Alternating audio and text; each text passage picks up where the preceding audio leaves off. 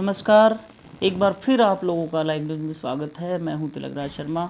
आज हमारे साथ कुलभूषण शर्मा जी, जो निशा के राष्ट्रीय अध्यक्ष हैं, जिन्होंने स्कूलों को लेकर एक आवाज़ बुलंद की हुई है पूरे देश के अंदर।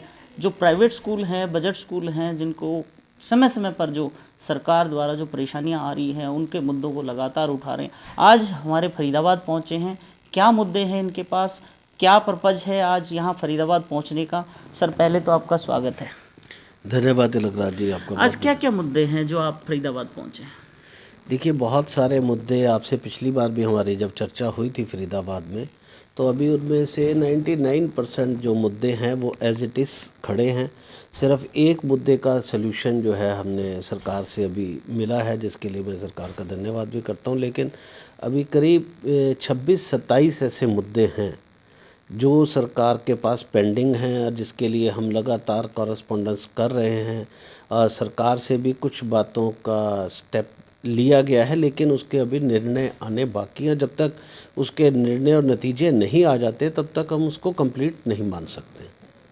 जैसा कि प्राइवेट स्कूलों का एक 134 का मुद्दा चल रहा है। सरकार ने पीछे अपने जो सीबीएसई स्कूल चालू किए थे, उसके बाद कहा गया था कि इन 134 के बच्चों को वो अपने स्कूलों में पढ़ाएंगे, लेकिन एक आरटीआई लगी है, उसमें ये खुलासा हुआ है। सरकार दोबारा से वैसे बच्चे आप लोगों के पास भेजना चाह रही है, और उसमें ये खुलासा हुआ कि स्कूल बस के अलावा कोई फीस नहीं ले सकते, लेकिन स्कूल ले रहे हैं उनसे। इस पर क्या करें? देखिए, 134 के मामले में सरकार ने एक फैसला नीतिगत लिया था कि बच्चे जो है उन्हीं के जो सीबीएसई के स्कूल, जिनको वो कह रहे हैं कि उन्होंने सीबीएसई में कन्वर्ट किया, उनमें जाएंगे।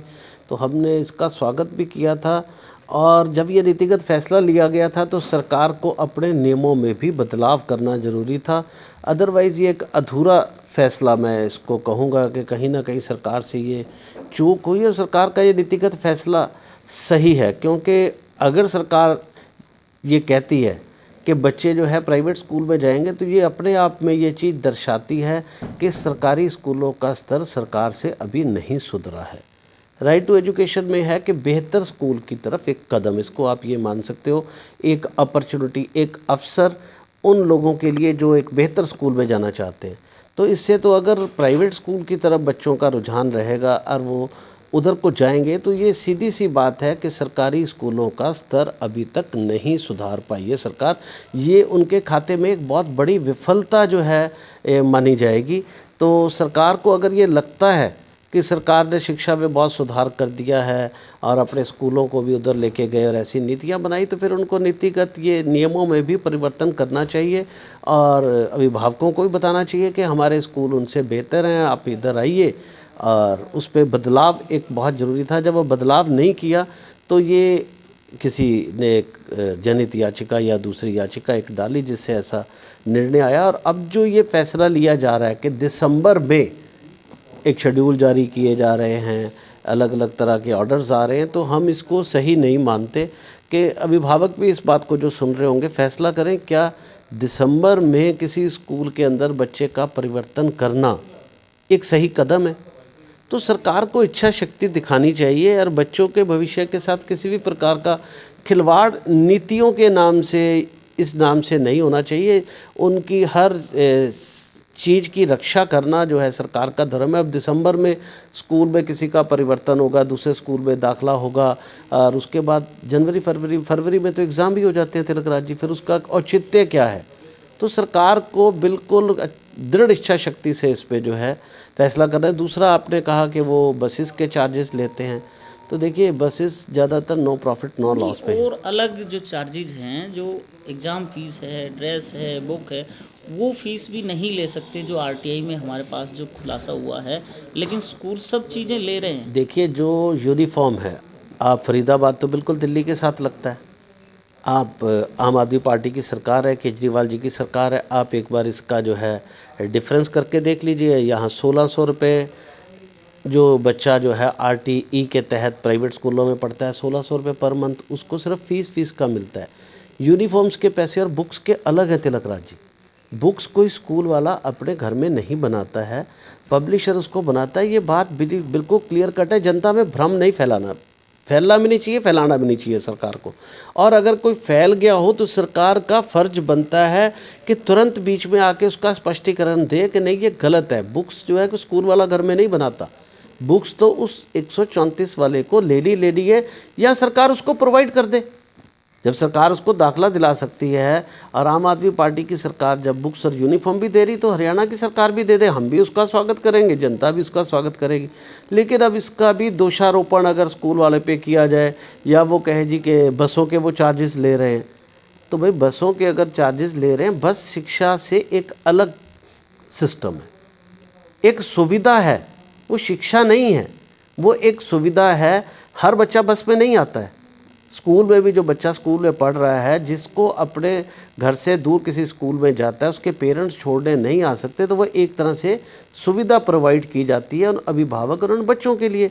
तो देखो, सुविधा अगर कोई लेगा तो उसको उसका भुगतान करना होगा, इस पे कोई दो राय नहीं है, कोई गलत नहीं है। और सरकार को भी स्पष्ट इसमें आगे आना चाहिए कि भाई वो कैसे जो है, अगर सपोज़ कर लीजिए स्कूल में लिमिट है कि 1.5 बच्चे से ज़्यादा आप उसमें नहीं ले जा सकते, उसी के हिसाब से बाकी बच्चों का किराया भी तय होता है। ड्राइवर और कंडक्टर की सैलरी देनी है, उसकी है, बस की EMI, बस की इंश्योरेंस, बस की बाकी खर्चे मेंटेनेंस के, वो सारे उसी के हिसाब से तो बच्चे का तय होता है कि कितना शुल्क उसका लगेगा।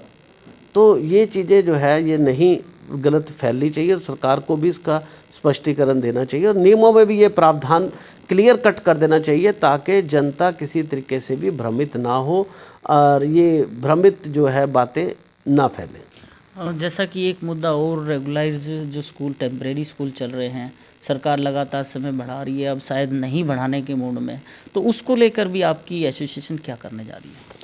देखिए, सरकार ने जब नियमों में संशोधन किया, हमने 21 सूत्रीय मांग पत्र उस समय दिया था, और अधिकारियों से बहुत चर्चा हुई थी, लेकिन सिर्फ एक ही मांग जो जगह की रिलैक्सेशन पे, उसमें भी 75% मांग को माना गया। 25% जो हमारी और मांग थी जगह को रिलैक्सेशन को लेकर, हम 5वीं के लिए 200 गज जगह की पैरवी कर रहे थे, और ऊपर भी जो हम जगह की और बात कर रहे थे, काफ़ी सरकार ने राहत दी। मैंने कहा 75%, 25% और हमारी बात मान ली जाती है। दूसरा, हमने 20 और मांगे उसके अंदर दी थी, जिसमें हमने कहा था कि टेम्परेरी स्कूलों को जो 2003 से पहले के टेम्परेरी, उनको परमानेंट मान लिया जाए, नंबर 1। दूसरा, हमने एक सुझाव और भी दिया था कि 1 स्टेप अपग्रेडेशन दे दी जाए, क्योंकि शहरों के अंदर अब जगह का जो है फैलाव करना बहुत कठिन कार्य है, और स्कूलों को डिग्रेड करना भी स्कूलों के लिए कोई आसान काम नहीं है। तो हमने 2 सुझाव दिए थे कि या तो आप टेम्परेरी को परमानेंट कर दें, और दूसरा सुझाव ये था कि आप 1 स्टेप अपग्रेडेशन कर दें कि जो 5वीं का स्कूल परमानेंट है और 8वीं तक टेम्परेरी है, तो उसको कमरे बढ़ाकर 8वीं तक परमानेंट कर दिया जाए। जो 8वीं तक परमानेंट है और 10वीं तक टेम्परेरी है, तो उसको एक स्टेप, ये नहीं कि हम कह रहे हैं कि 8वीं वाले को सीधा 12वीं तक जो है परमानेंट कर दिया जाए, कि 1 स्टेप उनको जो है परमानेंट कमरे के आधार पर कर दिया जाए, ज़मीन की शर्त उन पे ना लगाई जाए। और तीसरा, हमने एक्सटेंशन की मांग मैंने जो है अभी सरकार को दी है, ACS साहब को भी दी है, डायरेक्टर्स को भी, शिक्षा मंत्री जी को भी दी है, कि कोविड की वजह से इस समय जो आपने नॉर्म्स भी रिलैक्स किए, या जिनकी फाइलें पेंडिंग थी, इतनी फॉर्मेलिटीज़ उस पर जो पूरी करनी पड़ती है, उस पर धन की बहुत आवश्यकता पड़ती है।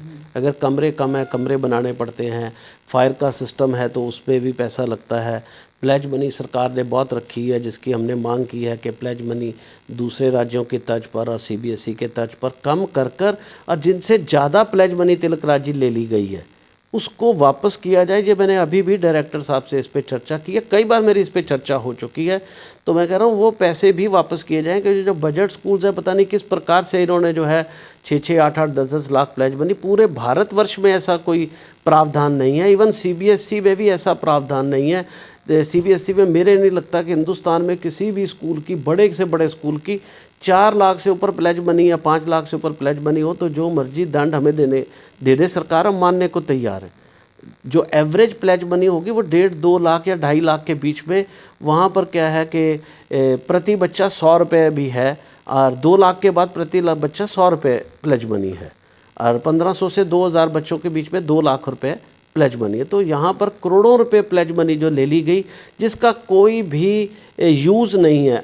अनावश्यक रूप से वो बैंकों में पड़ी है, जिसका सिर्फ बैंक को ही एक एफडी के रूप में फ़ायदा हो सकता है, ना कोई एजुकेशन डिपार्टमेंट को फ़ायदा है, और ना किसी स्कूल को फ़ायदा है, ना बच्चे की क्वालिटी एजुकेशन में फ़ायदा, और उसका बोझ बच्चों के अभिभावकों पर पड़ रहा है।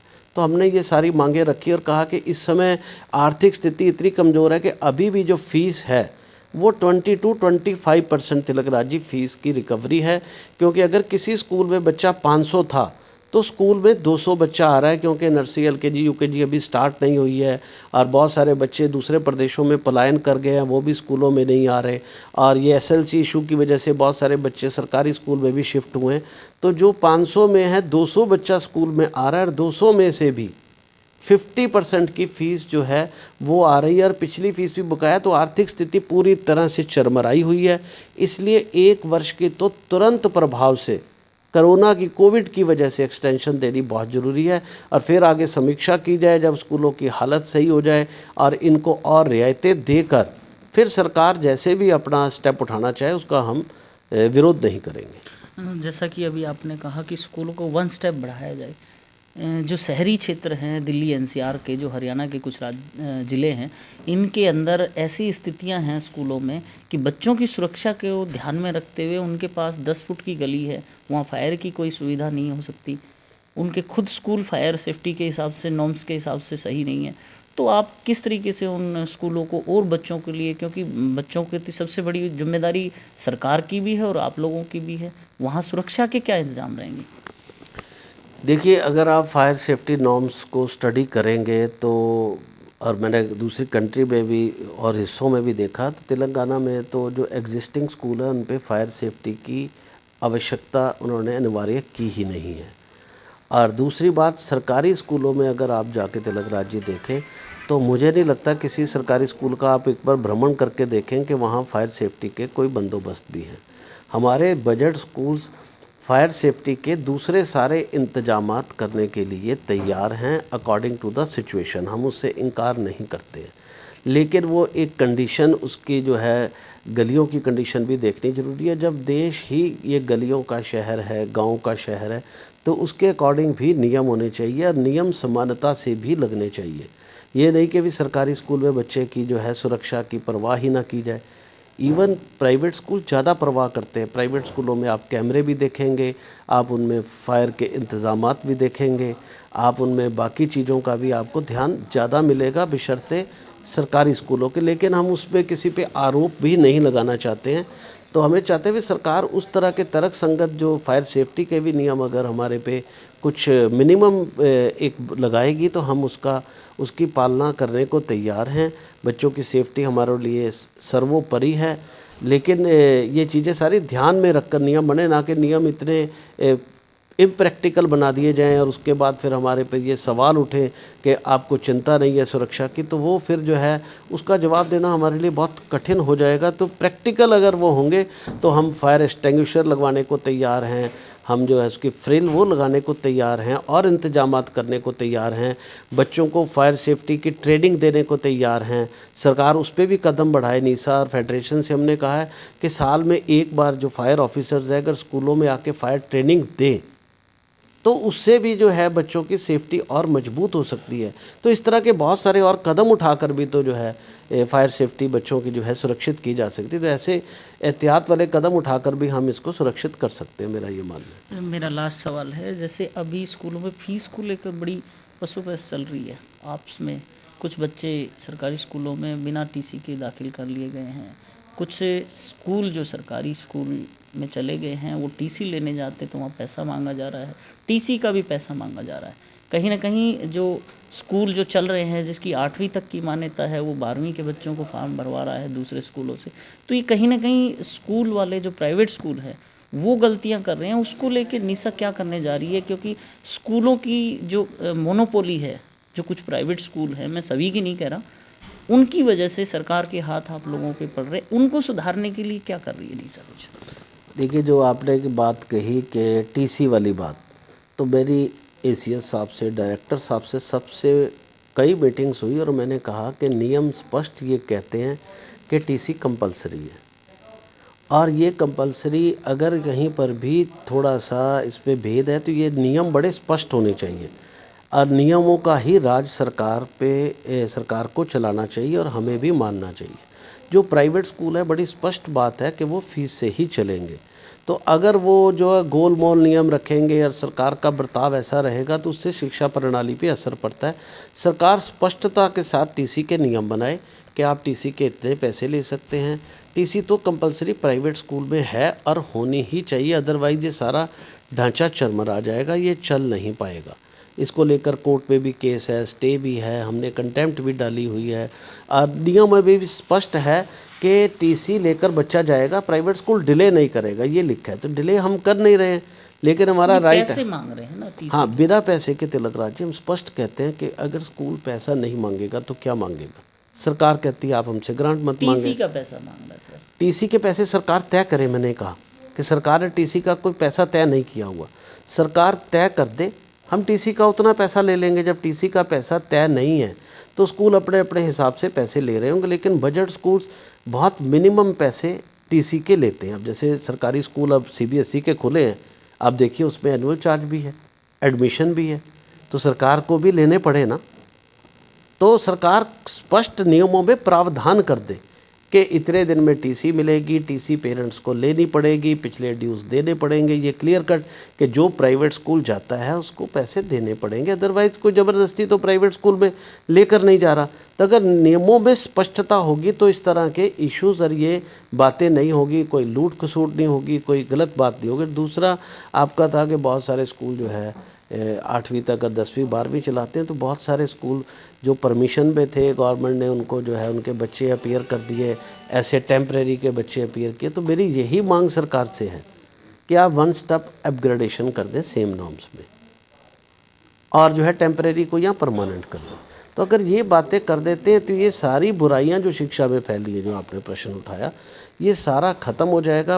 और ये शिक्षा से ये बुराई हटनी भी चाहिए। मैं इसका बहुत स्ट्रॉन्ग पक्षधर हूँ और मैं अक्सर सरकार से कहता हूँ कि स्कूलों को अपग्रेड करें। देखो, अच्छे नियम बनाकर बुराई को ख़त्म करना है। ये नहीं कहते कि भी ऐसा काम कर दो कि स्कूल ही ख़त्म हो जाए। तो अगर ये स्टेप सरकार लेती है तो ये सारी बुराइयाँ ख़त्म हो सकती हैं। ये थे हमारे साथ कुलभूषण जी, जिन्होंने शिक्षा को लेकर प्राइवेट स्कूलों में जो मुद्दे चल रहे हैं उनकी आवाज़ लगातार ये उठाते आ रहे हैं।